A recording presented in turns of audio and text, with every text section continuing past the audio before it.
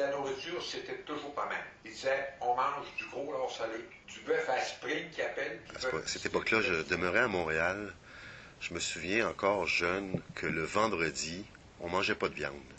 On recevait comme des fois une vingtaine de personnes. Nous sommes à Saint-Jean-Port-Joli, au Musée de la mémoire vivante, en Chaudière-Appalaches.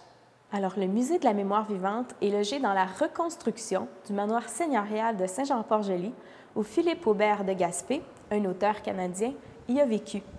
Il y a d'ailleurs rédigé ses mémoires, et c'est ce qui a inspiré la mission du musée, qui a pour objectif de récolter les souvenirs des gens pour la continuité de la mémoire. Des gens viennent ici pour écouter ou encore pour enregistrer des témoignages ou les deux. Lors d'une entrevue en studio, vous êtes accompagné d'un guide animateur du musée qui vous posera quelques questions pour vous orienter. Votre récit peut vous sembler sans importance aujourd'hui. Toutefois, lorsqu'il sera écouté par les générations futures, il prendra toute sa valeur historique. Ce qui est intéressant au Musée de la mémoire vivante, c'est qu'en parcourant les salles d'exposition, vous êtes maître d'œuvre de votre visite. Vous pouvez aller vers les objets qui piquent votre curiosité. En touchant les écrans simplement, vous pouvez entendre une histoire. Puisque chaque personne est différente, chaque personne ne sera pas intéressée par les mêmes objets et vous êtes libre d'écouter ce que vous avez bien le goût d'entendre.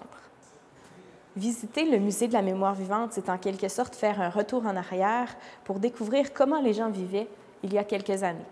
Et vous, avez-vous des souvenirs ou des anecdotes à partager?